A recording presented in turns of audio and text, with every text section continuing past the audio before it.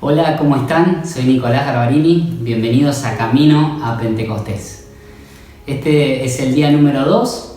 En el día de ayer estuvimos charlando un poco acerca de que la experiencia que transformó a los discípulos no fue simplemente la resurrección de Cristo, sino que fue la llenura del Espíritu Santo que ellos recibieron allí 50 días después de la Pascua, que fue justamente la experiencia de Pentecostés. Y hoy quiero hablarte un poco acerca de esto. ¿Qué es el Pentecostés? ¿De dónde surge? ¿De dónde nace?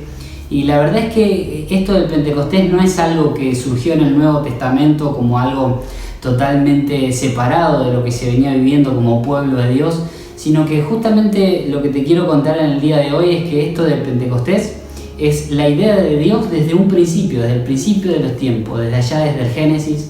Ustedes conocen la historia, la mayoría. Dios vivía con el ser humano en el jardín del Edén, gozaba de una comunión íntima, verdadera, plena con el ser humano, hasta que ocurrió la tragedia que fue el pecado en la vida del ser humano, ¿no? El hombre y la mujer cedieron ante la tentación y justamente esa relación que el ser humano tenía con Dios quedó rota, quedó de alguna forma fallada, y el ser humano ya no podía tener una relación correcta con Dios. Estaba vivo físicamente, pero espiritualmente muerto, desconectado de toda fuente de poder, de toda fuente de vida, que es Dios mismo. Y es por eso que vino Jesucristo al mundo, a volver a conectarnos, a volver a redireccionar nuestra vida y enchufarnos, podríamos decir, con Dios, para que volvamos a tener esa vida espiritual, esa vida plena que el ser humano tanto necesita. Esa es la razón. Jesús vino a perdonar, a quitar, a arrancar, a destruir todas las obras del diablo, el pecado, para que el ser humano pueda volver a tener una comunión plena y verdadera con el Señor. De eso se trata Génesis, toda la Biblia de tapa a tapa. Es la historia de Dios buscando volver a tener esa comunión que se había perdido en el Edén. Es Dios buscando al ser humano. Toda la Biblia, toda la historia, no es tanto el hombre buscando a Dios, sino Dios que sale al encuentro del ser humano a lo largo de los siglos y las edades, buscando volver a tener esa comunión que se había roto. Y en la consumación de los siglos, verdaderamente nos habló y vino a través de Jesucristo. Y Jesús hizo el sacrificio perfecto en la cruz para que nuestros pecados fueran borrados, perdonados y volver a establecer esa comunión que teníamos y que habíamos perdido con Dios. Pero esto no fue todo, digamos. A lo largo de toda la historia, Dios envió muchos profetas, y quiero leerte algunos para que vos entiendas que esto de ser llenos del Espíritu Santo era ser lleno de Dios. Nada más y nada menos que volver a conectarnos, tener esa comunión, no solamente de estar con Dios, sino que Dios viva en nosotros y a través de nosotros se pueda manifestar a este mundo que tanto lo necesita. Por ejemplo, Jeremías profetizaba muchos siglos atrás, profetizaba y decía, Jeremías 31:33 dice: pero este es el pacto que haré en aquellos días con la casa de Israel. Dice el Señor, daré mi ley en su mente y la escribiré en su corazón. Y yo seré para ellos por Dios y ellos me serán por pueblo. Y no enseñará más ninguno a su prójimo ni ninguno a su hermano, diciendo, conoce a Jehová, porque todos me conocerán, desde el más pequeño de ellos hasta el más grande, dice el Señor. Porque perdonaré la maldad de ellos y no me acordaré más de su pecado. Eso es lo que hablaba Jeremías. Y muchos siglos antes de que viniera Cristo, a lo largo de los siglos y las edades, podríamos estar muchísimo rato hablando de profecías que hablaban de que Dios no solamente nos iba a dar la ley en unas tablas de piedra como con Moisés, sino que iba a poner esa ley en nuestro corazón, en nuestra mente, y eso se cumplió a través del Espíritu Santo que nos dio justamente una nueva vida. Si uno sigue leyendo en la Biblia, por ejemplo, tenemos la profecía de Joel, que el día de Pentecostés Pedro la cita como que se había cumplido ese día. Joel 2:28 dice, y después de esto derramaré mi espíritu sobre toda carne. Siglos antes estaba profetizando, hablando de lo que habría de venir. Era el sueño de Dios que desde Génesis hasta Apocalipsis se tenía que cumplir. Derramaré mi espíritu sobre toda carne y profetizarán vuestros hijos y hijas, y vuestros ancianos soñarán sueños y vuestros jóvenes verán visiones. Y también sobre los siervos y sobre las siervas derramaré mi espíritu en aquellos días. Daré prodigios en el cielo y en la tierra, sangre y fuego, columnas de humo.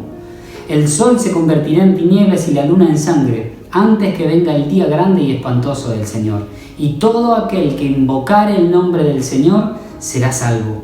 porque en el monte de Sión y en Jerusalén habrá salvación, como ha dicho Jehová, y entre el remanente al cual Él habrá llamado. Estos son algunos de los ejemplos que uno ve a lo largo de todo el Antiguo Testamento, hablando de Dios, del sueño de Dios de volver a unir al ser humano y a Dios definitivamente. Ese sueño que se había roto, se había quebrado por la desobediencia del hombre, de Adán y Eva, allá en el Edén, nuevamente sería vuelto a unir a través del Espíritu Santo. Jesús de alguna forma pagó el precio por nuestros pecados para poder tener esa comunión nuevamente con Dios.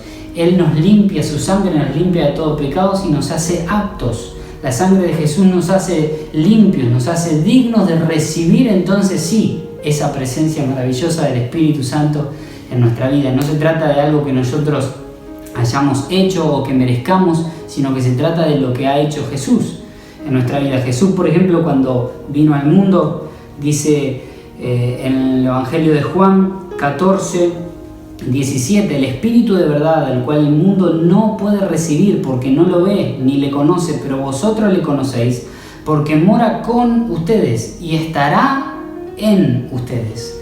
Siempre el sueño de Jesús fue que el Espíritu Santo no solamente esté con nosotros en nuestro medio, sino que esté dentro nuestro, en nosotros. Y recibiréis poder, dice Hechos 1:8, cuando el Espíritu Santo venga sobre ustedes y entonces seréis testigos. Ese fue el día de Pentecostés. Cuando uno lee la historia, vemos el mayor de los profetas del Antiguo Testamento, que se llamó Juan el Bautista. Él fue de alguna forma el que introdujo un término relativamente, totalmente nuevo para esa época. Hoy en día la palabra bautismo es una palabra totalmente religiosa. Todo el mundo cuando habla de bautismo piensa en algo cristiano o algo religioso. Pero en aquella época era una palabra comercial, de hecho. Literalmente significaba sumergir o poner algo adentro de otra cosa. Era como se teñían las ropas, por ejemplo, se las bautizaba y se las cambiaba de color. Era una palabra totalmente comercial. Y Juan salió, el gran profeta lleno del Espíritu Santo desde el vientre de la madre, salió anunciando en el desierto que vendría el Mesías. Dice: yo la verdad que los bautizo con agua, los sumerjo en agua, los inmerso adentro de esa agua. ¿Para qué? Para el perdón de los pecados, una señal. Pero va a venir uno al quien yo no soy digno de desatar la correa del calzado. Ese, el Mesías, es el que los bautizará con Espíritu Santo y con fuego. De alguna forma Juan el Bautista estaba introduciendo en el mundo a otro bautista, Jesús el Bautista.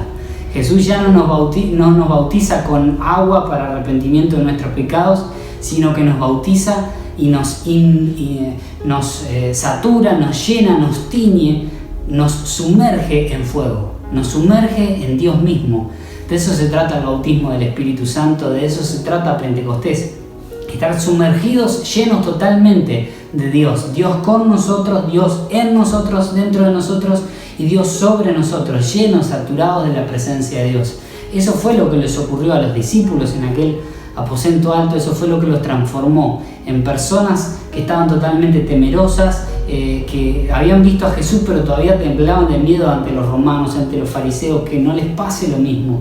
A alguien los transformó en gente totalmente desinhibida, gente llena de valor, de fe, que no les importó arriesgar su propia vida por lo que creían. Y hoy el mundo entero, de alguna forma toda la civilización occidental, salió de todos estos discípulos que predicaron el Evangelio y tuvieron esta gran buena noticia de salvación. Entonces, para resumir, lo que quiero contarte es que esta idea del bautismo en Espíritu Santo, del Pentecostés, es la idea de Dios, es restaurar lo que desde el principio fue el sueño de Dios. Dios viviendo en nosotros, con nosotros, lleno nosotros de la presencia de Dios. Eso es lo que estamos yendo a recibir. Por eso te animo a que puedas tener este deseo, esta hambre por el Espíritu Santo, para que a lo largo de que estos días van pasando, vos puedas decir: Señor, yo necesito más de ti, tengo hambre de ti, quiero que me llenes de tu presencia en el nombre de Jesús. Así que si este video te gustó, compartilo con tus amigos, hacelo correr para que muchos puedan escuchar este camino a Pentecostés y ser llenos de la presencia del Espíritu Santo. Jesús te bendiga mucho.